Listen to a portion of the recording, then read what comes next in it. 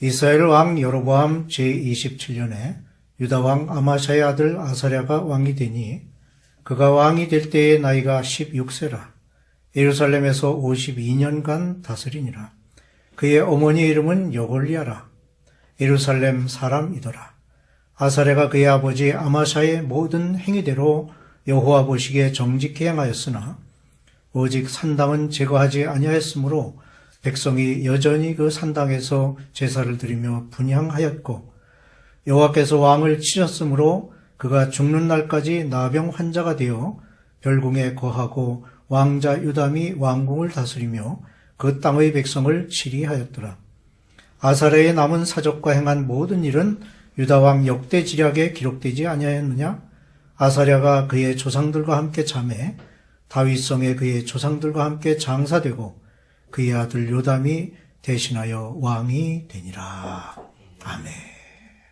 본문에는 유다 왕 아사랴 그리고 이스라엘 왕 스가랴의 행적이 대비되어 나오고 있는데 특이한 점은 유다의 왕이 여호와 보시기에 정직히 행하였다라고 표현되어 있는 반면에 이스라엘의 왕은 여호와 보시기에 악을 행하여라는 악한 평을 대조적으로 표현하고 있습니다. 그런데 열왕기하 15장의 내용이 역대하 25, 26장의 내용과 상이한 것을 볼 수 있습니다. 즉 오늘 본문에서 보는 바와 같이 열왕기하 15장에는 유다 왕 아마샤의 아들 아사랴라는 이름이 등장합니다. 하지만 역대하 기록에 의하면 아사랴라는 이름이 나오지 않고 있습니다. 그러므로 아사랴는 요아스의 아들이며 요담의 아버지인 우시아라 할 수 있습니다. 즉 아샤라라는 이름은 잘못 표기된 이름으로 보아야 하고 유다의 제9대 왕은 우시아임을 알 수 있습니다. 그런 의미에서 오늘 말씀의 제목은 우시아와 왕들이라고 하는 것이 더욱 적합할 것입니다. 한 사람의 작은 결점이 그의 선한 행적으로 인해 가려지고 이와는 반대로 수많은 선한 일에도 불구하고 그의 악한 행적만이 그 사람을 대변하는 경우가 종종 있습니다. 이런 예들을 보면서 우리는 기왕이면 후자보다는 전자의 경우가 우리 자신을 유익하게 하는 일임을 알 수 있습니다. 오늘 우리가 생각해 볼 말씀은 후자의 예로 우시아 왕의 일대기가 기록된 것입니다. 오늘 본문 말씀에서 우시아 왕의 행적을 살펴보고 교훈을 얻고자 합니다. 첫째로 그의 선한 행적이 있습니다. 우선 그는 하나님을 경외하였습니다. 열왕기하 15장 3절에 아사랴가 그의 아버지 아마샤의 모든 행위대로 여호와께서 보시기에 정직하게 행하였으나 라는 말씀과 같이 그가 하나님께 신실하게 예배드리는 왕이었으며 하나님의 뜻을 따라 그 말씀대로 살고자 했던 왕이었음을 알 수 있습니다. 그런 거로 그는 하나님을 경외하는 삶을 살았던 이들에게 주어지는 결과를 얻게 되었습니다. 즉 역대하 26장 5절에 저가 여호와를 구할 동안에는 하나님이 형통케 하였더라고 기록하고 있습니다. 우리도 마찬가지로 모든 일에 하나님의 도우심과 인도하심을 구한다면 하나님께서는 우리로 하여금 만사가 형통하도록 축복해 주실 것입니다. 하나님께서는 자기를 구하는 자들을 멀리하지 아니하시며 그들의 필요를 풍성하게 채워주실 것입니다. 다음으로 그는 선지자와 함께 하였습니다. 하나님을 떠나 악행을 일삼는 자는 선지자를 멀리하고 미워하게 마련입니다.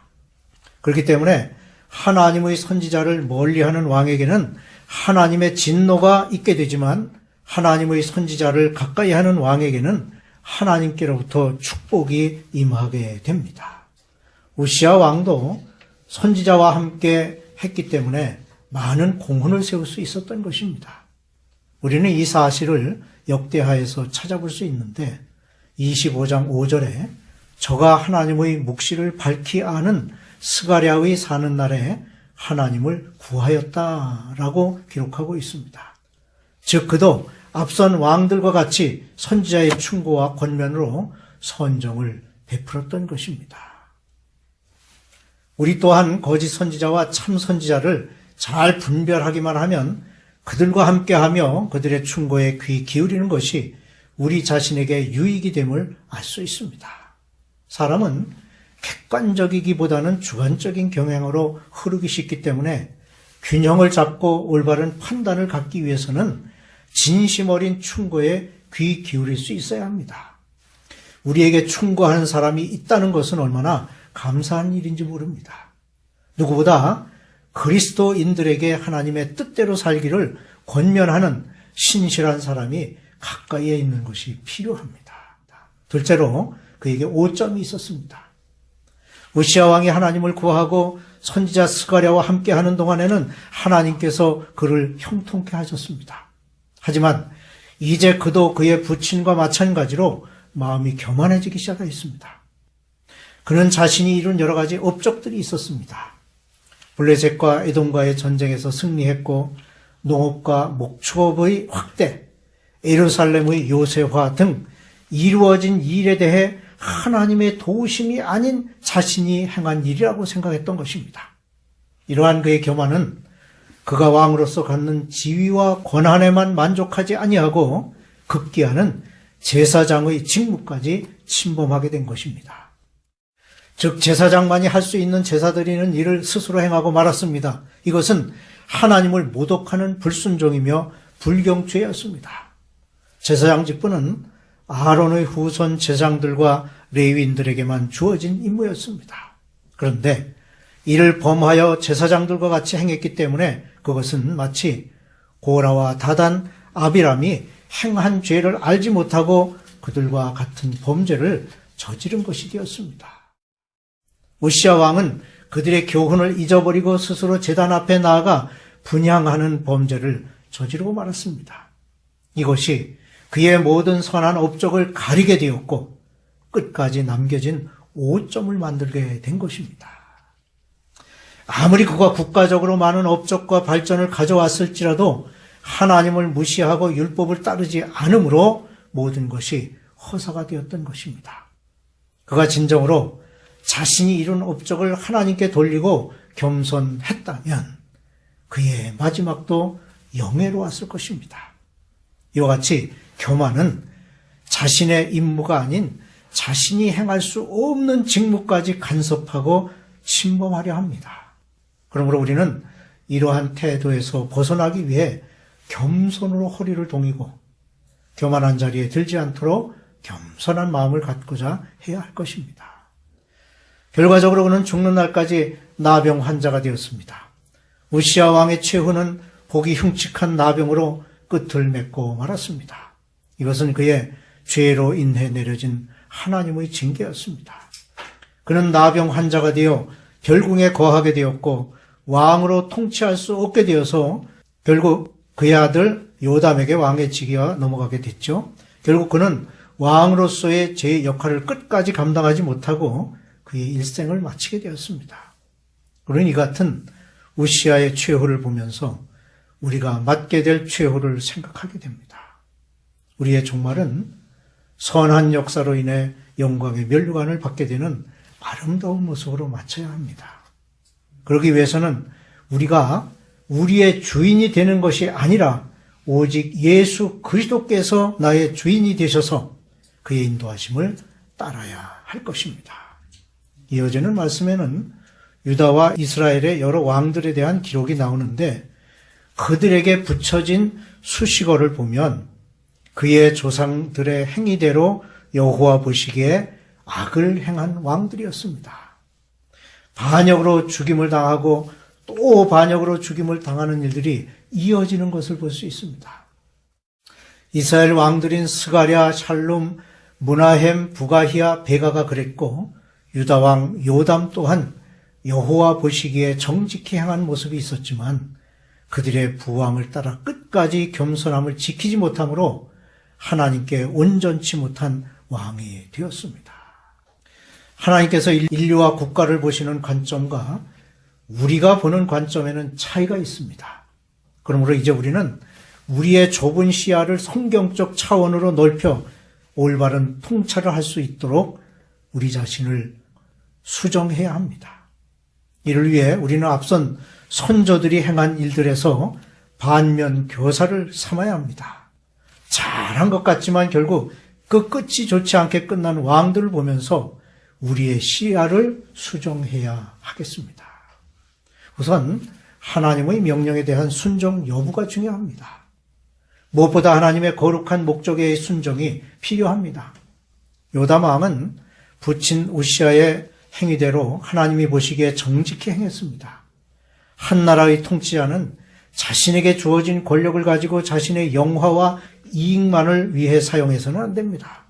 그가 행할 최선의 목표는 하나님의 뜻이 그 나라에 이루어지기 위해 힘써야 하며 그의 백성들을 하나님의 말씀으로 인도하도록 노력해야 하는 일입니다. 33절에는 요담 왕의 부친이 여루사이고 사독의 딸이라는 사실을 강조하고 있습니다. 사독의 영향으로 요담은 하나님의 전에 뒤인 문을 건축하였습니다. 진실하시고 전능하신 여호와의 전에만 제물을 드리도록 백성들을 이끌었습니다. 이와 같이 그가 여호와를 섬김으로 어느 시대에서도 찾아볼 수 없는 부귀영화와 이스라엘의 번영을 가져올 수 있었습니다. 반면에 그는 정직한 왕이기는 했지만 그 역시 종교적인 행위에 있어서는 결점을 드러냈습니다. 35절에 오직 산당을 제하지 아니하였으므로 백성이 오히려 그 산당에서 제사를 드리며 분향하였더라고 말씀합니다. 이것은 그가 품었던 종교적 열정이 하나님의 관점에 미치지 못했음을 보여주고 있습니다. 종교적인 개혁이나 변화를 추구하지 않았고 그저 부분적인 헌신에 머물렀던 것입니다. 하나님의 심판은 지도자에게 더욱 엄격하게 적용됩니다. 이스라엘의 역사를 통해 보면 그 모든 역사가 하나님의 사역과 함께 했음을 볼 수 있습니다. 하나님께서는 공의로 심판하시기도 하셨지만 사랑으로 그들을 축복하셨습니다. 이와 같이 하나님의 심판은 이스라엘에 대한 징계와 보상의 방법으로 나타났음을 볼 수 있습니다. 우리 역시 성경적 관점에서 한 나라의 역사는 하나님의 판단으로 이루어졌음을 알아야 합니다. 이것은 우리로 하여금 나라를 위한 기도의 필요성을 깨닫게 합니다. 특히 우리나라는 국가를 위해 기도해야 함을 절실히 느끼고 행해야 하는 나라입니다. 이렇게 나라를 위한 기도가 필요합니다. 또한 범죄한 백성에게 임하는 심판이 있습니다. 37절에 그때 여호와께서 비로소 아람 왕 르신과 르말라의 아들 베가를 보내어 유다를 치게 하셨더라 하는 말씀이 있습니다. 이런 방법으로 하나님께서는 우상 숭배를 일삼는 유다 백성을 심판하셨습니다. 하나님께서는 자기의 죄를 회개하지 않는 백성에 대해 이방 민족을 도구로 사용하여 그들의 죄를 깨닫도록 하십니다. 우리는 하나님의 심판이 있기까지 오래 참으시는 하나님의 사랑을 깨닫고 속히 회개의 자리로 나아가야 합니다. 무엇보다 우리가 하나님의 관점으로 나라와 백성을 바라보아야 합니다. 하나님께서 인정하시는 지도자와 백성만이 참으로 의롭고 선한 지도자와 백성이 될 수 있기 때문입니다.